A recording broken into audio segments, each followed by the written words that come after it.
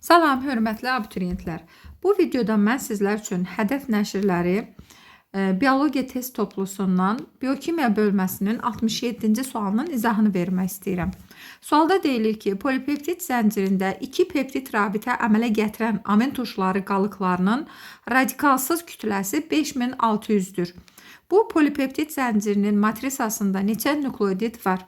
Biz bildiyimiz kimi başlanğıc və son amin turşuları, yəni zulaldakı başlanğıc və son amin turşuları bir peptid rabitə əmələ gətirdiyi halda ortada olanlar 2 peptid rabitə əmələ gətirir və ortada olanın kütləsi 110 atom kütlə vahidinə bərabər olur. Yəni 2 peptid rabitəsi əmələ gətirən amin turşularının kütləsi 110-a bərabər olur.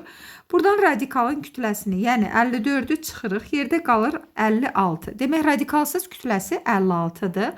Baxaq, 2 rabitə əmələ gətirən, yəni 2 peptid rabitəsi əmələ gətirən amin turşularının sayı neçə olur? Demək, 5600-ü bölürük 1 amin turşusunun radikalsız kütləsinə, yəni 56-ya, olur 100 amin turşusu. Amma bir rabitə əmələ gətirənlər, yəni başlanğıc və sonda bir rabitə əmələ gətirənlər də olduğu üçün 100-ün üzərinə 2 gəlirik. Tapırıq ki, bu polipeptid zəncirdə 102 amin turşusu var və hər bir amin turşusu 3 nukleotidlə kodlaşdırdığı üçün 102-ni vururuq 3-ə, tapırıq neçə nukleotidlə kodlaşdırıldığını. Bu da olur 306. Doğru cevabımız olur C variantı.